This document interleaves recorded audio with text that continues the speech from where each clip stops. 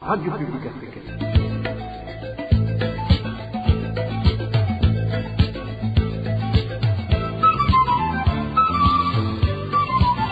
Radio Publique Africaine.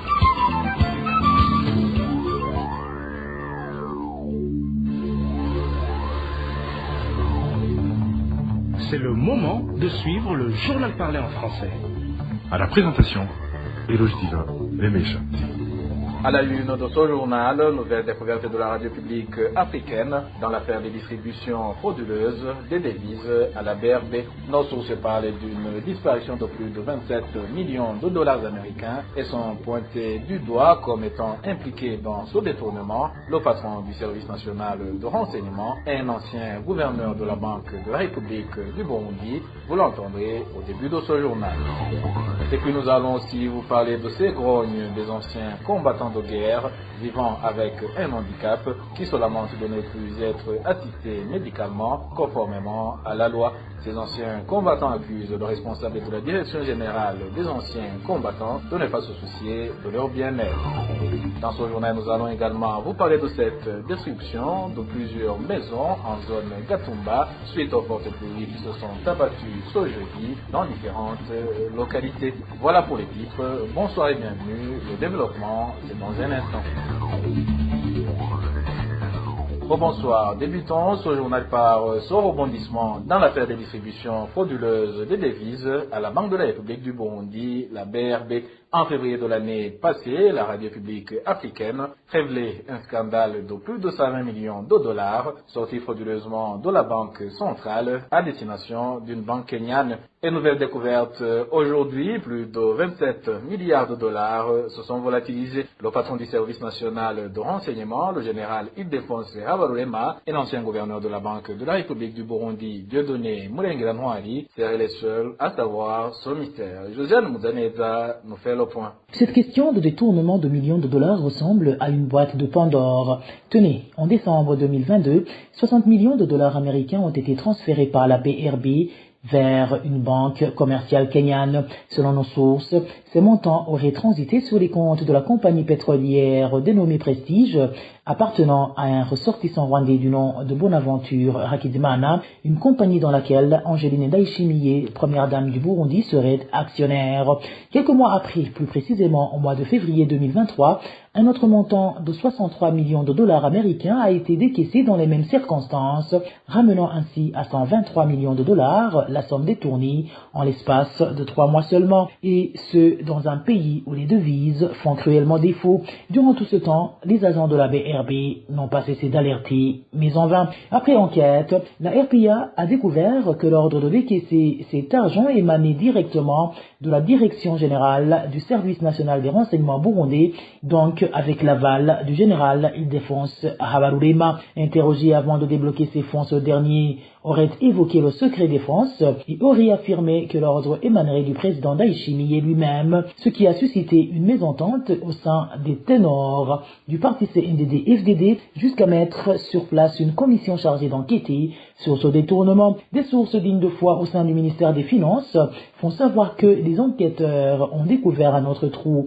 de 23 millions de dollars, c'est-à-dire à peu près de 80 milliards de francs burundais, qui sont cette fois-ci sans aucune trace. Du côté du bureau de la présidence, nos sources font savoir que la commission a déjà remis son rapport au président Ndayishimiye, lequel a à son tour demandé au général Ildefonse Habarurema de s'expliquer là-dessus, des explications qui se font toujours attendre. Ici, la question qui se pose est de savoir si le général Ildefonse Habarurema, eu égard de partenariat Prestige Première Dame, a réellement agi sur ordre du président Ndayishimiye ou sur son propre compte.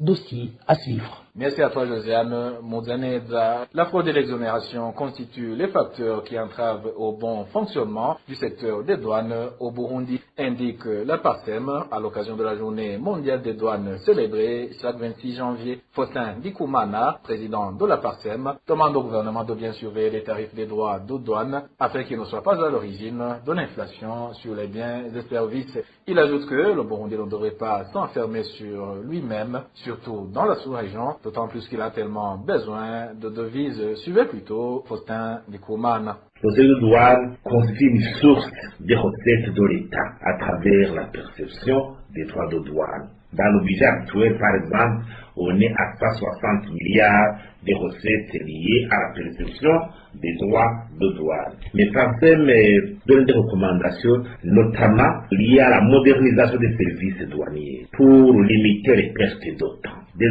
infrastructures de qualité, les procédures, limiter les procédures, la lourdeur des procédures, moderniser les infrastructures comme les ports, les aéroports. Parsem aussi demande le combat contre les fraudes et les exonérations. Les exonérations, actuellement, quand elles sont accordées en dehors de la loi, et les exonérations constituent une fraude déguisée. Et la conséquence est que ces fraudes, ces exonérations causent une concurrence déloyale au sein du secteur privé. Il faut analyser le contexte macroéconomique actuel et de pauvreté pour que les droits de douane, d'abord, ne causent pas l'inflation des biens et services, parce que tant qu'on augmente les droits de douane sur les marchandises, il y a tendance à ce que l'inflation aussi soit une réalité beaucoup plus préoccupante. Il faut aussi contrôler que les droits de douane ne limitent pas l'entrée des biens dans notre pays. Ou bien les droits de douane peuvent aussi être à l'origine du découragement des exportateurs. Les droits de sortie. Il faut que le gouvernement prenne des stratégies, des solutions concrètes pour que le Burundi aussi profite de son adhésion dans le territoire douanier de l'East African Community. Les récentes études ont prouvé que l'entrée du Burundi dans le territoire douanier de l'East African Community a fait du Burundi un pays qui importe plus dans ces pays au lieu d'augmenter ses exportations pour générer des devises. En page gouvernance, les anciens combattants handicapés de guerre se trouvant dans différentes provinces du pays appellent leur ministère de tutelle de leur venir en aide, car depuis un certain temps, ils ne bénéficient pas d'assistance médicale. Ces anciens combattants font savoir qu'ils reçoivent l'assistance médicale 2 fois seulement par an au lieu de 4 fois. Ils accusent le responsable de la direction générale des anciens combattants de ne pas être à la hauteur de ses responsabilités. Le point avec Onésime de Chimaguidé. Les anciens combattants de guerre, dont les anciens militaires des forces armées burundaises ex-FAB et les anciens combattants des mouvements Robert ex-PMPA, provenant de différentes provinces du pays, indiquent qu'ils ne sont pas pris en charge par le responsable de la direction générale des anciens combattants, le colonel Oscar Nzohaunimana, car il vient de passer 3 semaines à mairie de Bujumbura sans recevoir d'assistance médicale. Ces ex-combattants handicapés de guerre soulignent que ce responsable de la DGAC soulève des prétextes qu'ils sont en train de soigner ceux qui sont hébergés dans les sites, alors qu'eux aussi, ils n'ont pas reçu d'assistance médicale depuis un certain temps.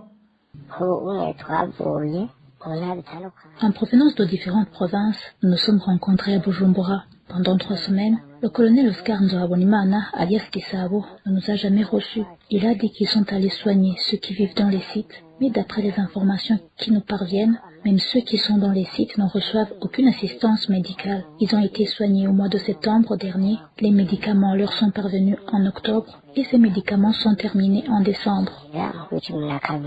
La situation se présente ainsi alors que ces ex-combattants handicapés de guerre devraient normalement bénéficier d'une assistance médicale 4 fois par an, ainsi que de médicaments chaque 3 mois. Il déplore que le colonel Oscar Nzohaunimana a fait tout pour que ces 3 mois terminent sans les faire soigner. Ces anciens combattants handicapés de guerre se demandent alors si le budget alloué pour leurs soins de santé non dépensés retourne dans les caisses de l'État. Avant, il disait qu'il n'avait pas de véhicule. Actuellement, il dit que le véhicule est disponible, mais qu'il manque de carburant. Est-ce que réellement le ministre de la Défense nationale est au courant qu'un seul véhicule manque de carburant pour que nous puissions recevoir cette assistance médicale? Pourtant, le colonel Oscar Nzohabonimana ne fait que traîner pour que le temps passe. Est-ce que le budget qu'on lui a donné pour nos soins médicaux, qui n'a pas été dépensé pendant tous ces mois, retourne dans les caisses de l'État? Mais il nous a clairement avoué ces derniers jours que malgré tout ce que nous disons, le président de la République connaît tout ce qu'il fait. Alors qu'il sera limogé quand le moment sera venu. À ce propos, le colonel Oscar Nzohaunimana, qui dirige la direction générale des anciens combattants, n'a pas voulu s'exprimer sur les zones de la RPA. Les anciens combattants handicapés de guerre vivant dans différents coins du pays, ainsi que ceux qui se trouvent dans les sites, appelle le président de la République et le ministre de la Défense nationale à résoudre leurs problèmes afin qu'ils reçoivent des soins médicaux appropriés, étant donné que la plupart d'entre eux souffrent de maladies et de handicaps qui menacent leur santé. Merci à toi, Onésime. Dushima Guidé et certains commerçants du marché d'Okamenge s'inscrivent en faux contre la mesure de la mairie de Bujumbura visant à les chasser des stands, alors que le président de la République avait annoncé qu'il leur appartiennent. Ces citoyens disent ne pas comprendre comment les autorités municipales veulent contredire les propos du chef de l'État. Les détails avec Elvis Nyomongere.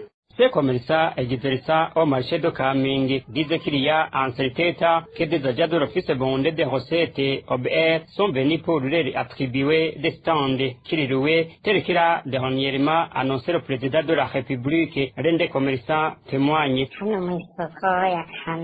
Ici au marché de Kamenge, avant de sérieux problèmes, les agents de l'OBR sont venus pour distribuer des stands à ceux qui exerçaient dans ces stands, comme si c'était une façon de mettre en application la mesure du président de la République, disant que ces stands reviennent à ceux qui travaillent et qui ne veulent pas ceux qui les font rouer après les avoir reçus de la part de la mairie.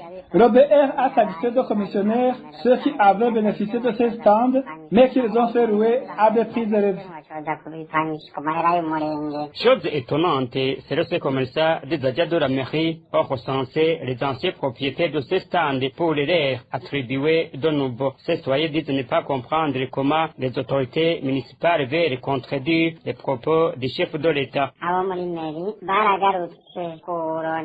Deux agents de la mairie sont revenus pour la vérification des fiches auprès des propriétaires des stands et ont procédé à leur identification.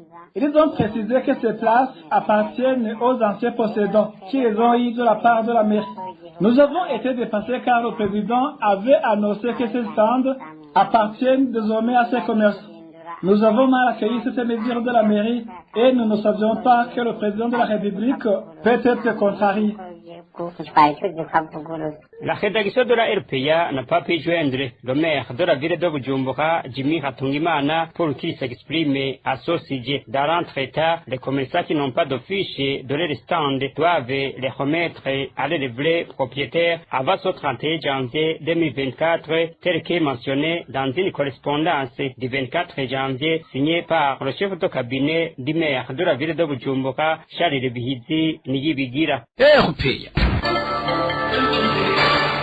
Poursuivons ce journal par la page environnement. Plusieurs maisons ont été détruites ce jeudi en zone Gatumba suite aux fortes pluies qui se sont abattues dans différentes localités. Les victimes de ces précipitations se trouvent actuellement dans la désolation totale et certains ont passé une nuit blanche. Il lance ainsi un appel aux bienfaiteurs de leur venir en aide. Onésime de Shimagidve nous en dit plus. Les fortes pluies tombées le soir de ce jeudi ont causé d'énormes dégâts matériels en zone Gatumba de la commune Mutimbuzi, en province de Bujumbura. Des maisons détruites et d'autres endommagées, les victimes ont à cet effet passé une nuit blanche, indique la source de la RPA dans cette localité. Hier, la situation s'est présentée autrement à cause d'une forte et violente pluie. Plusieurs maisons sont détruites et les gens ont passé une nuit blanche. Par conséquent, l'on s'entend à de fortes inondations qui vont nous envahir parce qu'il y a beaucoup plu dans différents endroits. Au moment où cette inondation avait diminué et que les habitants essayaient de se reconstruire, cette pluie les déstabilise encore une fois, déplore-t-il. On était en train de se réorganiser pour voir si l'on pourrait avoir où passer la nuit. Les ondes diluviennes diminuaient, mais actuellement les gens sont dans la rue. Ils essayaient de monter de petites tentes d'environ 1,5 mètre car ils étaient déjà interdits d'aller construire dans le site.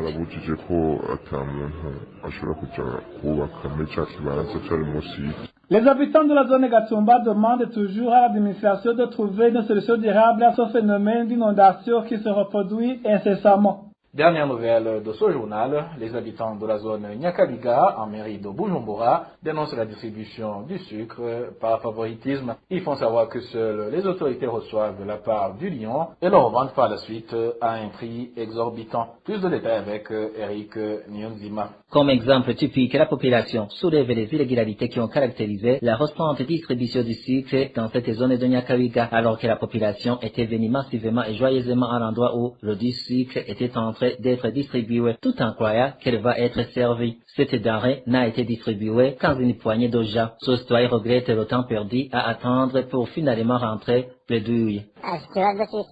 Le problème de manque de sucre ressurgit. Il nous informe sans cesse que le sucre va être distribué, mais à chaque fois que nous nous présentons sur le lieu de distribution, le sucre n'est servi qu'à 10 personnes seulement. Et ils nous disent qu'il n'y en a plus. À ce moment même, on les voit le donner aux autorités. Et ces dernières vont par la suite revendre ce sucre clandestinement et à un prix exorbitant. Donc, ils nous mentent. Ils nous demandent de faire la queue pour être servis, mais finalement, le sucre n'est distribué qu'à une poignée de gens. Après, ils nous renvoient à la maison en nous disant que la distribution se poursuivra le lendemain sur l'avenue qui suit, mais partout, ce sont les mêmes magouilles. En tout cas, il faut que ce problème soit résolu. Les commerçants grossistes ont été également attribués le droit de la distribution du sucre à la population. Paradoxalement, ces commerçants fixent à leur tour des réglementations qui conditionnent l'obtention de ce produit, indique cet habitant de Nyakabiga. Ceux qui détaillent le sucre sont des commerçants ayant de grandes boutiques et alimentation. Par exemple, à la 11e avenue, on distribue régulièrement le sucre. Mais là aussi, il n'est servi qu'à 5 personnes maximum et on cache le reste. Plus grave encore, 1 kilogramme de sucre coûte 3200 francs et il faut absolument acheter 2 kilos à 7000 francs pour être servi. Donc, vous comprenez que ceux qui ont besoin d'un kilo n'ont pas le droit d'en avoir. La situation est pareille à la 7e avenue chez Naila Shop. À cet endroit, l'on ne sert qu'à 10 personnes et on informe aux autres qu'il n'y a plus de sucre. Toutes ces magouilles s'opèrent aux yeux des autorités, notamment le chef de colline et le chef de zone Nyakabiga. À ce sujet, la rédaction de la RPA a essayé de joindre par téléphone Gloria Sengiumva, le chef du quartier Nyakabiga, mais sans fixe. Et voilà, chers auditeurs de la radio publique africaine, c'est par ce reportage d'Eric Nyonzima que le journal de ce 26 janvier 2024 se termine. Merci à mes collègues de la rédaction et de la technique pour leur parfaite collaboration. Au micro, vous étiez avec Éloge Divin et les Messias. Je vous souhaite une excellente soirée.